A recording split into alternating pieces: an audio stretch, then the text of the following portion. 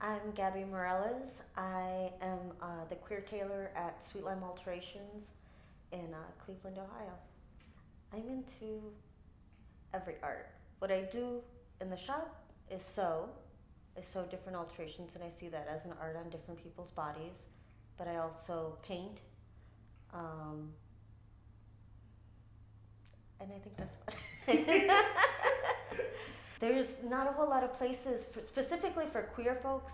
There's also not a lot of spaces highlighting that one, it's POC owned, woman owned or femme owned, um, and for queer and differently shaped bodies, differently abled bodies, things like that that I hadn't seen since I've been in Cleveland, which I thirsted for. Um, and meeting other people who also um, had that thirst. Queer tailoring to me is it's not sexuality specific. It's not sexual specific. It's queer tailoring could mean tailoring or queer isn't like the original use of the word of being different and eccentric, odd. So it goes both into like queer people needing to have something specifically for themselves, whether they're wanting a more masculine fit on a feminine body or the other way around, but also for like somebody who wants studs on their jacket. Queer things can range for depending on the body and the individual. So it's very much individual specific tailoring. Definitely, there's a term called draping in fashion and technical design. Draping is kind of where you're shaping fabric directly onto the body or directly onto the mannequin, and then you produce from there. And so that was one of my favorite things to do in school, and so I kind of brought that into the alterations where it's definitely making the garment fit this body specifically, and how they want it, and depending on their comfort level, where things are hitting. And it does take kind of an artistic hand to sculpt things to the individual bodies and style, and being able to read the individual person and what they might be into, and what they're not going to be comfortable with. I think, you know what, I couldn't decide on a color. Because in the beginning I just wanted the whole wall orange, the whole thing. Um, and then I started like visualizing it, and I was like, it might end up looking like a McDonald's in the 80s. So I think I decided. I remember explaining to my friends, like, I want all of these colors. How can I fit them all in?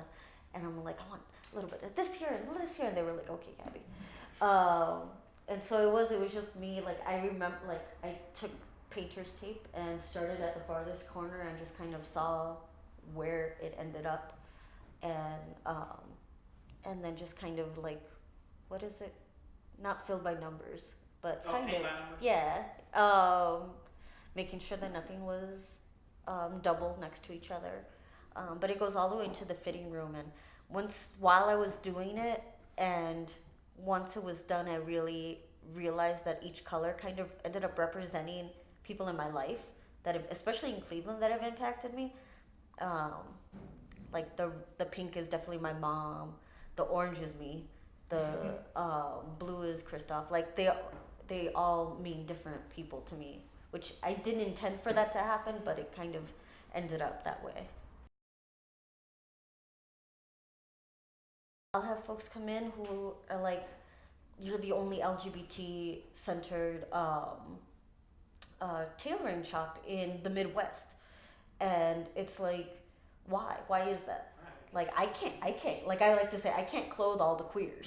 Like, so it's like that's why I never saw it as like I want to get all of this business for myself. No, it's so other folks can see it and do their own different ideas and create their own different client bases, whether it's queer tailoring or just queer centered spaces, and BIPOC, Black, Indigenous, people of color, centered spaces, that we don't have a whole lot of in Cleveland and Midwest.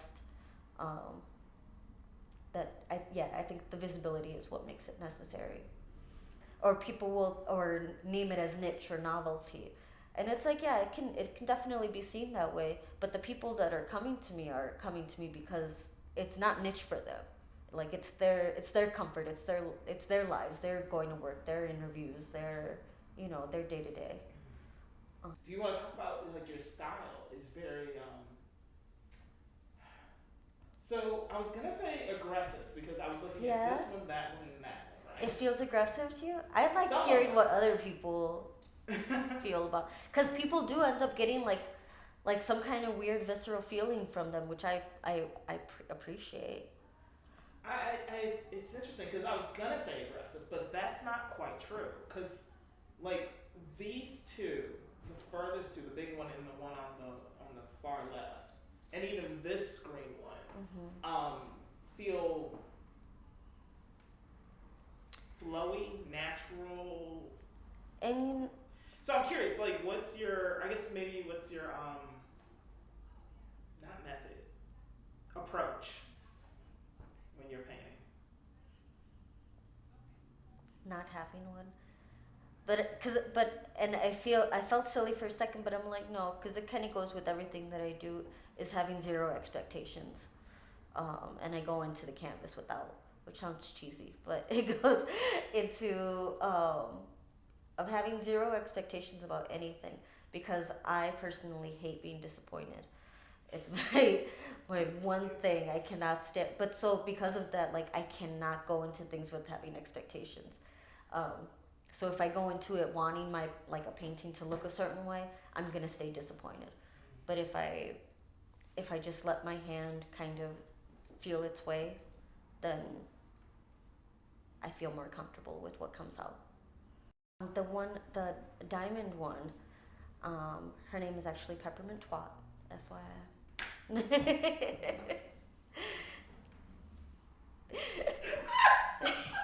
Yes, get yourself laughing on it.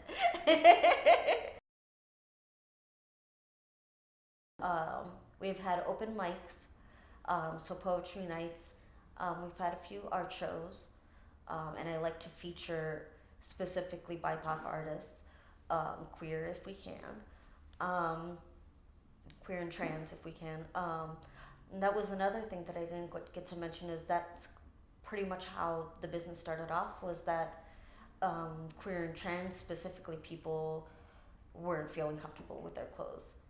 So so it was definitely trying to help with that, help especially trans folks feel comfortable in the clothes that they had to get, with having to go to stores that may look at you funny, or other tailors or seamstresses that'll judge when you come in, and that just doesn't go to queer and trans folks. That goes to differently sized people, black people, um, like going into a store and feeling judged, or feeling side-eyed is really frustrating. Yeah.